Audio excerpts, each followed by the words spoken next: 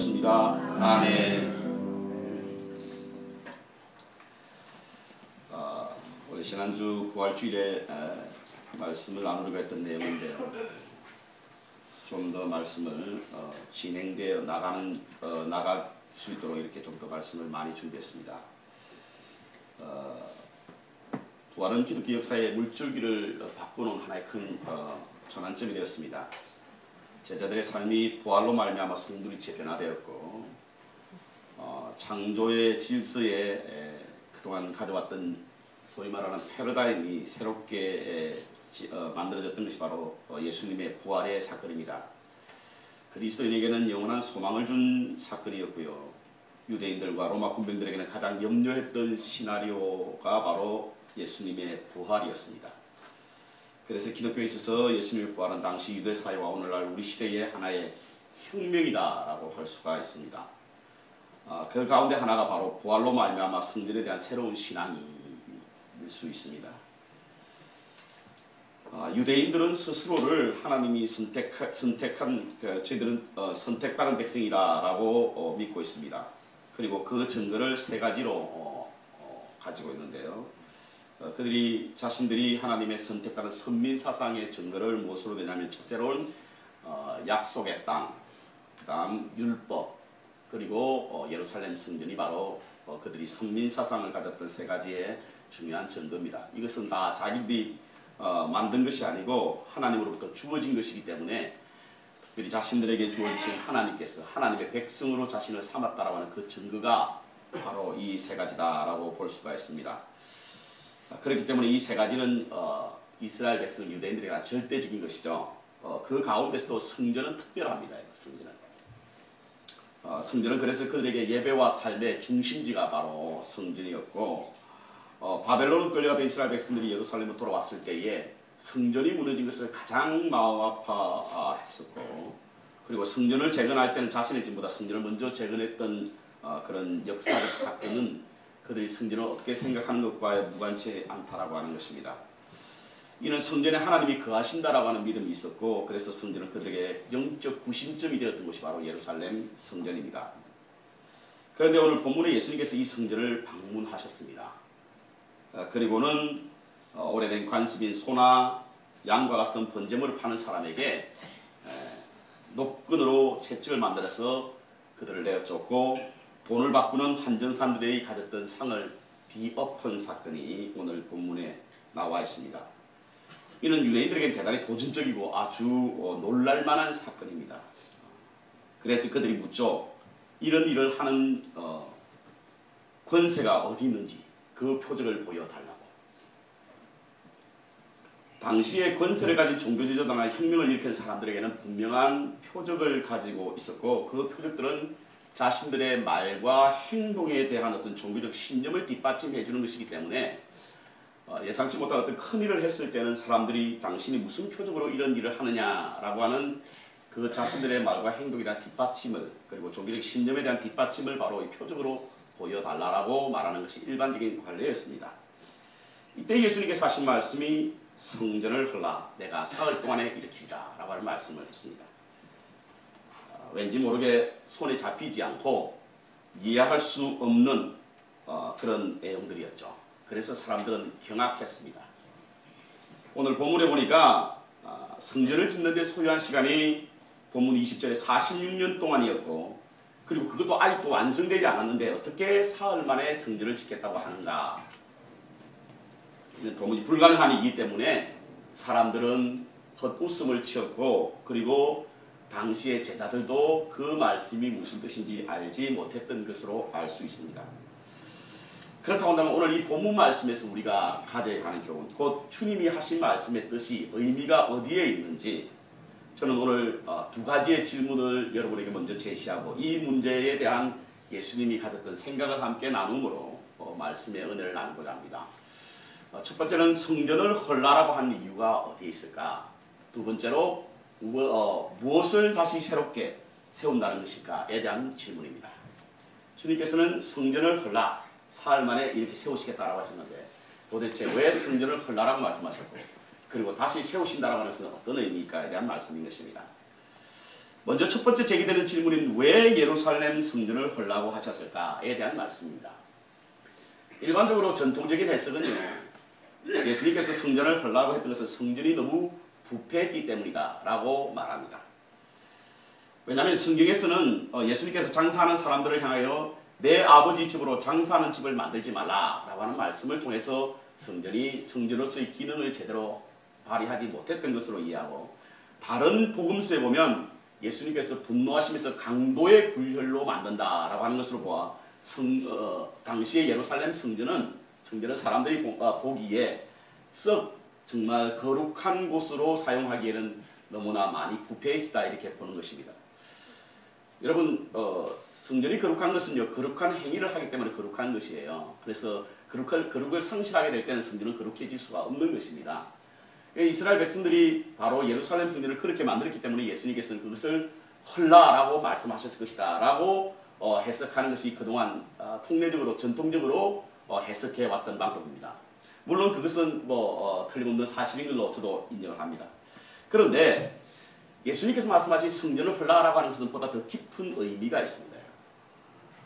단지 성전이 부패했기 때문에 성전을 헐라라고 하지 않았을 것이다. 성전을 정화하면 되지 않습니까? 그렇죠? 다시 예배를 회복하면 됩니다. 다시 제사를 드릴 만큼 거룩하게 만들어버리면 되는 거예요. 쫓을 사람 다 쫓아내고 다시 이전의 모습으로 회복되면 되는 겁니다. 그래서 주님은 그것을 헐라라고 말씀하시다.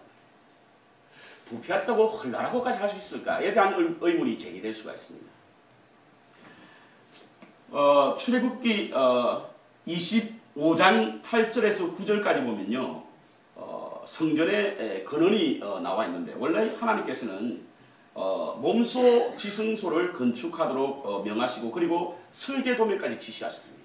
그래서 지성도를 어디 넣고 성소를 어디 넣고 해막은 어떻게 만들고 이런 어떤 설계도까지 말씀하셨는데, 그래서 이스라엘 백성들이 광야에 여행하는 동안에 성막을 통해서 하나님의 영광을 보게 되었고, 백성들은 성막 주위에 그들의 텐트를 쳐서 항상 여호와와 함께 있다라고 하는 것, 그리고 여호와를 찬양한다라고 하는 것.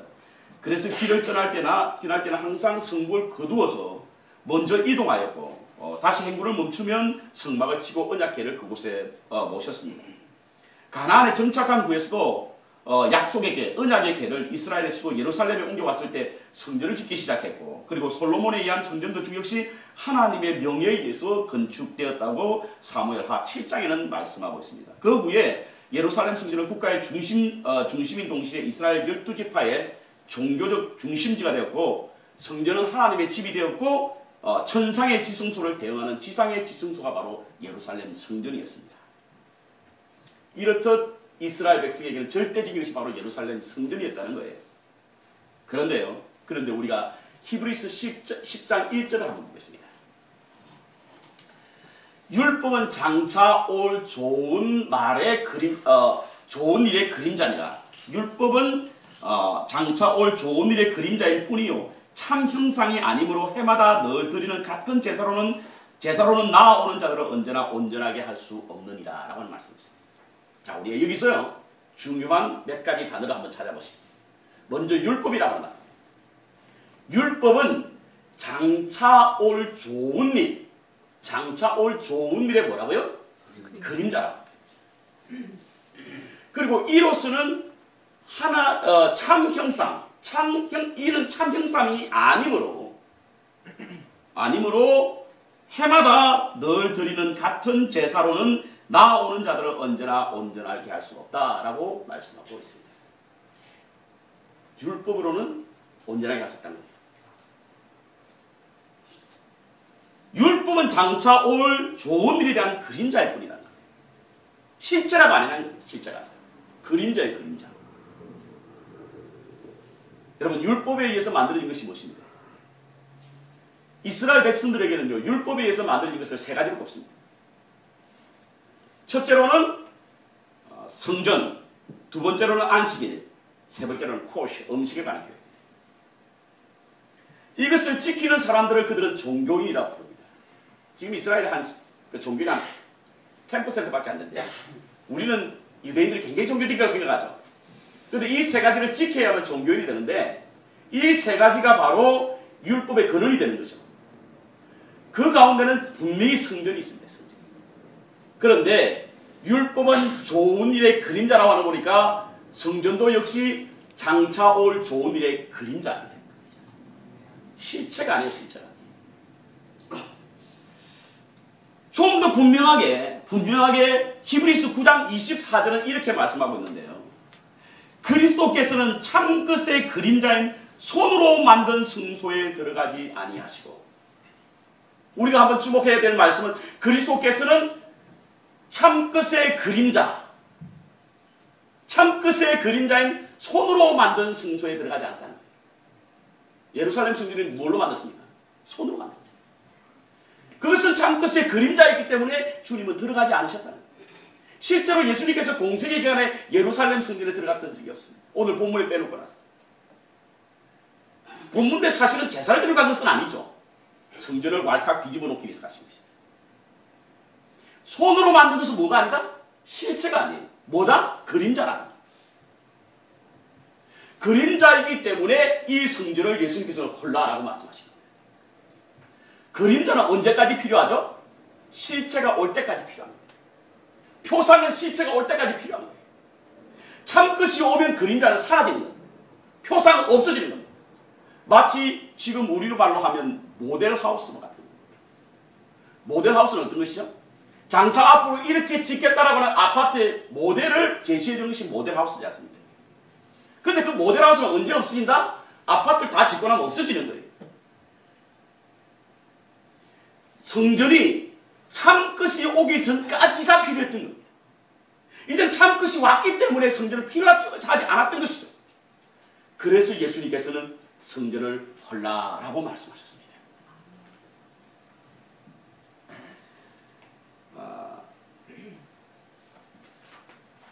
예수님께서 성전을 정하실 때에 소를 파는 사람, 양을 파는 사람, 비둘기 파는 사람, 돈을 바꾸는 사람 다 쫓았지 않습니까? 그들이 그 성전을 정결케 하지 않았기 때문에 쫓아낸 것이기도 합니다.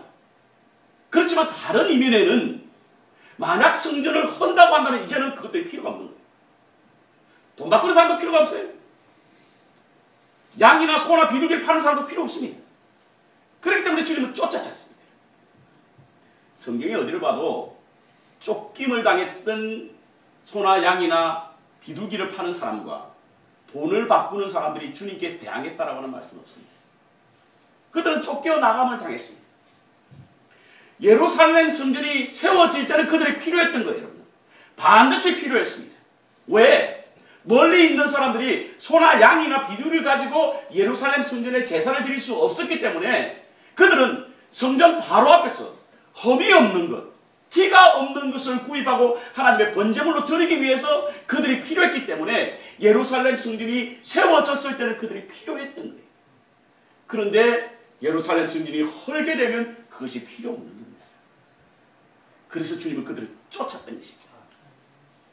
왜 주님께서 예루살렘 성전을 헐라고 하셨을까? 그것은 바로 예수 그리스도의 참 성전이 오기 전까지 필요했던 것이고, 그 보상은 마침 새로운 그 참 것이 오게 되면 다 필요 없었기 때문에 쫓았던 것입니다. 그런데요, 역사적으로 놀라운 사실은 예수님께서 그렇게 말씀하시고 난 이후에 AD 70년경에 있었던 유대인의 전쟁, 소위 말하는 주워에 보면요, 당시에 이스라엘의 성전, 예루살렘 성전은 왈칵 다 무너지고 말았습니다. 지금은 소위 말하는 웨스트웰이라고 하는 이 통곡의 벽만 남아있습니다. 벽 하나만 남아있습니다. 다 무너지고. 여러분, 이스라엘 백성들이 2000년 동안 나라 없는 소름을 받고 살았지 않습니까? 1947년인가요? 48년인가요? 그 나라가 회복되었죠. 그래서 이스라엘 백성들이 다시 땅을 찾았습니다. 그럼에도 아직까지 예루살렘 성전은 재건되지 않고 있습니다. 이는 무엇을 말하고 있습니까? 참끝이 오면 표상이나 그림자는 사라지게 되어 있는 거예요. 필요가 없기 때문에 주님께서는 성전을 헐라라고 말씀하고 있는 것입니다. 성전을 헐라라고 하는 것은, 예루살렘 성전은 유대인들에게 있어서 그들은 하나님의 실체고 하나님의 살아계신 하나님의 인재를 볼 수 있는 것이라고 이해했을지 몰라도 예수님께서는 그곳을 바로 참 것이 오기, 참 성전이 오기 전까지 그거는 필요했던 표상이었고 그림자였으며, 이제는 참 성전이 왔을 때 그것이 필요 없었으므로 주님께서는 그것을 헐라라고 말씀하셨다는 사실을 기억해야 될 줄 믿습니다. 여러분, 우리 가운데 혹시 가짜를 안고 기도 신앙생활 하고 있는 분 안 계십니까? 그것을 우상으로 삼고 신앙생활 하시는 분 안 계십니까? 우리 신앙생활에 표상을 허무시는 은혜가 있기를 주의 이름으로 축원합니다. 실체가 있어야 하는 실체, 참 성전이 여러분 가운데 회복되어야 될 줄 믿습니다. 그럼 두 번째, 예수님께서 사흘 만에 세우시겠다고 하는 것은 무엇인가? 21절에 보니까 성전된 자신의 육체를 가리키는 것이다 라고 말씀하고 있습니다. 그리고 22절에는 죽은 자 가운데서 살아나신 후에야 제자들이 이 말씀하신 것을 기억하고 성경과 예수께서 하신 말씀을 믿었더라 라고 기록하고 있습니다. 이 요한복음을 기록한 저자가요, 예수님이 부활하시고 난 이후에 바로 깨달았는지, 그렇지 않으면 이 복음의 말씀을 전할 그때에, 예를 들어서 요한복음이 1세기 후반에 기록되었던 것으로 우리가 기억한다고 한다면 그 이후에 곧 성령 강림이 있고 난 이후에 기록되었는지는 알 수가 없습니다. 그런데 분명했던 것은 예수님께서 이 말씀을 하실 때는 사도 요한도, 이 복음서를 기록했던 저자도 그 말씀을 이해할 수 없었다라고 하는 것입니다. 그런데 그 부활하신 이후에 깨달았다고 하는 것은 바로 주님께서 당신의 몸을 가리켜 참 성전이다라고 말했던 것은 알게 되었다라고 하는 사실인 것입니다. 여러분, 부활주일에 이 말씀이 중요한 이유가 바로 여기에 있습니다. 부활의 생명을 가진 우리들은요, 참 성전인 예수님을 체험해야 될 줄 믿습니다. 예수님이 참 생명임을 고백하는 우리의 신앙이 되어야 된다고 하는 사실입니다. 제가 이렇게 말씀드리면 억지를 부린다라고 생각할 수 있을 것 같아서, 억지라고 생각할 것 같아서 예수님이 참 성전인 것을 제가 증거로 두 가지만 보이겠습니다. 여러분, 진짜와 가짜의 차이는 어디에 있습니까? 진짜와 가짜의 차이는 기능에 있어 차이가 납니다. 그 모습은 비슷해요. 그런데 사용해보면 이게 진짜인지 가짜인지 알 수 있는 거죠. 그렇죠? 저는 싼 것을 참 좋아하는 사람입니다. 저는 싸지 않는데 싼 것을 좋아해요. 그래서 싼 것을 구입하면 꼭 후회합니다. 사용해보면 역시 싼 것은 티가 나요. 예수님께서 참 성전인 것을 우리가 어떻게 알 수 있느냐? 그것은 바로 성전에서 일으키는, 성전에서 행하는 그 기능을 보면 알 수가 있습니다. 성전의 기능이 무엇이죠? 성전의 대표적인 기능은요, 두 가지인데, 첫 번째로는 제사를 위한 기능이고, 두 번째는 제사를 위한 기능, 두 번째는 만남을 위한 기능이 있습니다. 그러니까 성전은 제사를 위해서 필요한 것이고 하나님을 만나기 위해서 필요한 것입니다. 참 성전이라고 하신 예수님은 바로 첫 번째로 하나님께 제사를 위한 제사장이 되셨다라고 하는 것입니다. 예수 그리스도를 통하여 제사를 드릴 수 있다라고 하는 사실인 것이죠. 여러분, 제사를 왜 드립니까? 교회에서 예배를 왜 드립니까? 제사와 지금 예배는 약간 다른 의미가 있습니다만, 유대인들이 제사를 드린 이유는요, 첫 번째로 죄를 사하고, 두 번째로 병을 치유하며, 그리고 정결의식을 갖기 위해서 제사를 드립니다. 이 세 가지가 제사의 근본적인 목적입니다. 그래서 그 유대의 백성들은 죄를 사하고 병을 치유함을 받고 정결의식을 통하여 그 유대 백성들로 하여금 하나님의 임재를 깨닫는 곳이 바로 성전인 것이죠. 사람들은 그냥 주님 보좌 앞에 나아갈 수 없습니다. 이 세 가지 문제를 해결해야만 나아갈 수가 있는 거예요. 그래서 그들은 자신의 죄 사함을 받기 위해서 무엇이 필요했다? 번제물이 필요했어요. 번제물. 주님 앞에 나아가서 죄 사함을 얻고 병을 치유하며 성전의 정결의식을, 자신의 정결의식을 갖기 위해서 무엇이 필요했냐면 바로 번제물이 필요했던 거예요. 그래서 그들은 한결같이 성전에 나갈 때에 번제물을 가지고 갔습니다. 신명기서 16장 16절에 보면요, 너희 중에 모든 남자는 1년에 3차 무교절, 칠칠절, 초막절에 내 하나님 여호와의 택하신 곳에서 여호와께 보이되 공수로 여호와께 보이지 말고 각 사람이 내 하나님 여호와의 주신 복을 따라 그 힘대로 물건을 드릴지어다 라고 하는 말씀이 율법으로 레위기서에 적혀 있습니다. 유대인들이 이 율법을 따랐던 거예요. 그래서 봄인 6월절에는 6월절과 여름인 7.7절 그리고 가을의 초막절에는 반드시 성인 남자들 12세 이상의 남자들은 다 예루살렘 성지로 가게 되어 있는 겁니다. 100km 이내에서 100km 이내. 그런데 그들이 가져갈 때 어떻게 가져갔다고요? 자신이 스스로 주님 앞에 나와서 정결한 의식을 가질 수 있는 번제물이 반드시 필요했던 거예요. 그 번제물을 자신의 고향에서부터 가져가게 되면 흥분하고 튀어날 것 같은 거예요. 갈릴리에서 여러분 양 한 마리를 끌고 예루살렘까지 갔다고 생각해 보십시오. 그게 흠없이 티 없는 번제물이 될 수 있겠습니까? 아니. 그들은 하나님 앞에 성전세를 바쳤는데 그 성전세에는 로마의 가이사의 화상이 그려져 있는 동전을 못 드리기 때문에 돈 바꾸는 사람이 필요했던 거예요. 그런데 주님께서는 그것을 엎었습니다. 왜? 필요 없기 때문에. 주님 스스로가 번제물이 되셨기 때문인 것을 믿습니다. 주님 스스로가 번제물이셨기 때문에 그것이 필요가 없었던 거예요. 그래서 엎었습니다. 히브리서 9장 11절부터 12절에 보면요. 그리스도께서 장래 좋은 일의 대제사장으로 오사 손으로 짓지 아니한 곧 이 창조에 속하지 아니한 더 크고 온전한 장막으로 말미암아 염소와 송아지의 피로 아니하고 오직 자기 피로 영원한 속죄를 이루사 단번에 성소에 들어가셨느니라. 아멘. 성전에 들어가는 사람이 들어갈 수 있도록 양이나 염소의 피가 아니라 영원한 속죄를 위한 당신의 피를 몇 번에? 단번에 한 방에. 이스라엘 백성들은 매번 절기 때마다 그들은 하나님 앞에 양과 염소와 비둘기의 피를 통하여 자신의 죄를 정함을 얻기 위한 번제물로 가져가게 되었던 것입니다. 그 성전은 온통 피 비린 데가 났던 거예요.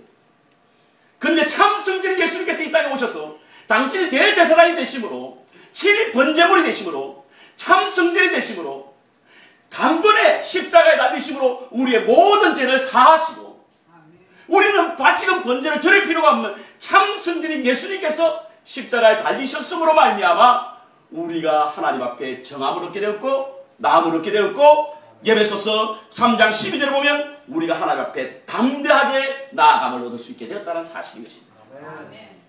이것이 주님이 바로 우리에게 알려주신 첫 번째 참 성전이 되신 이유인 것입니다. 베드로서 1장 18절에 보면 너희가 알거니와 너희 조상의 유전한 망령된 행실에서 구속된 것은 언이나 금같이 없어질 보배로 속죄함 받은 것 아니요 거룩한 하나님 어린 양 예수의 그 피로 속죄함 얻었네. 여러분 우리가 속죄함을 받으면 특별히 우리 조상의 유전으로 말미암아 얻은 범죄 하나님 앞에 배반함으로 말미암아 그 백성들이 다 잃어버렸던 그들의 조상들의 유전까지도 사함을 얻을 수 있었던 것은요 소나 양의 피가 아니라 어린 양 보혈의 피로 말미암아 속죄함을 얻었다는 사실을 우리는 기억해야 될 줄 믿습니다. 아멘. 그래서 주님은 참 성전이라는 것입니다. 예수 그리스도께서는 자신의 몸으로 구원을 이루셨기에 하나님 앞에 나아가는 자는 더 이상 다른 번제물이 필요 없었던 것입니다. 오로지 그리스도의 보배로운 피만 있으면 된다는 것이죠. 예수님은 친히 제물이 되셔서 참 성전이 되신 것입니다. 두 번째로 주님이 참 성전인 두 번째 이유는 주님을 통하여 하나님과의 만남이 이루어집니다.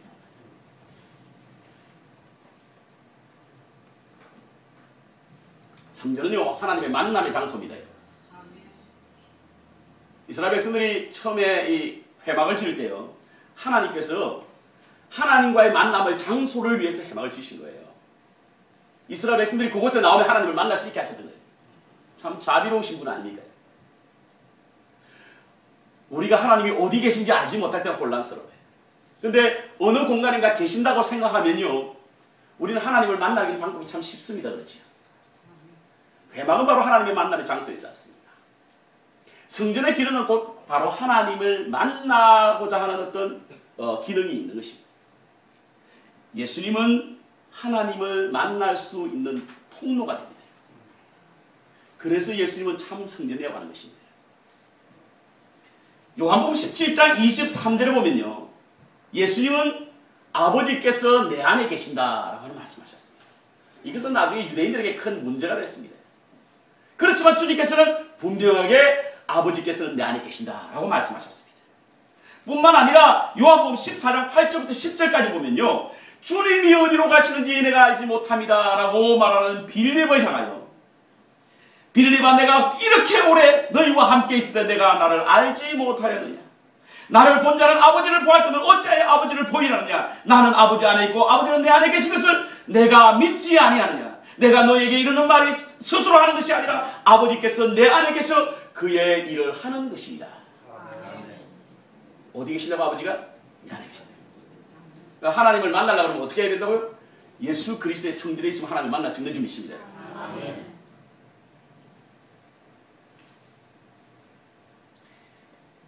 이는 분명히 예수님 안에 하나님이 계신다는 뜻이고, 그래서 하나님을 보기 위해서는, 만나기 위해서는 예루살렘을 통하는 것이 아니라 예수님을 통하여야 된다라고 하는 사실을 알려주고 있는 말씀입니다.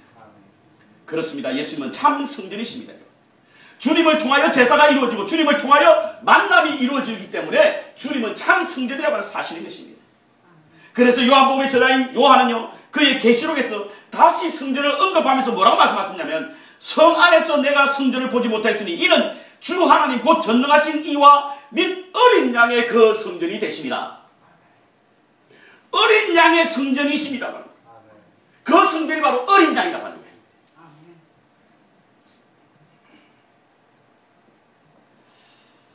말씀의 결론을 내리겠습니다. 골로새서 1장 18절에 보면요, 그리스도를 교회의 머리, 교회를 그리스도의 몸이라 라고 규정했습니다.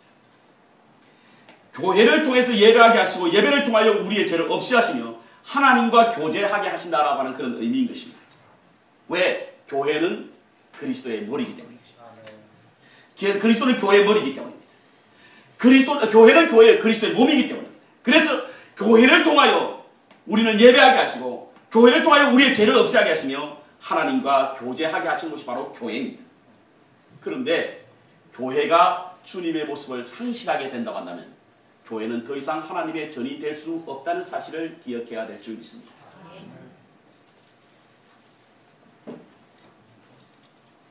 주님은 십자가에서 하나님의 새로운 성전을 이루셨고, 하나님은 예수님의 부활을 통하여 확정해 주셨고, 성령님은 그것을 보증해 주셨습니다.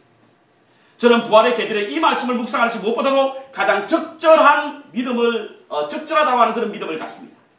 부활이 단지 우리가 죽으면 우리도 부활할 수 있다고 하는 소망에만 머물러서는 되지 않습니다.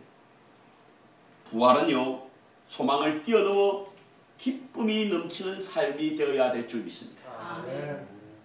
이는 죄를 없이 하시고 하나님과의 교제케 하시는 우리의 중보자이신 부활하신 그리스도를 통해서만 가능하다는 사실을 기억해야 될 줄 믿습니다. 아멘. 그러므로 주님의 가르침과 그분의 삶을, 우리의 삶을 통해 재현하게 될 때 우리는 주님의 성전에서의 하나님과의 신성에 참여할 수 있다고 하는 사실, 이것이 바로 구원이고 이것이 잔치입니다. 오늘 본문이 나오기 전에 가나안 혼인잔치죠.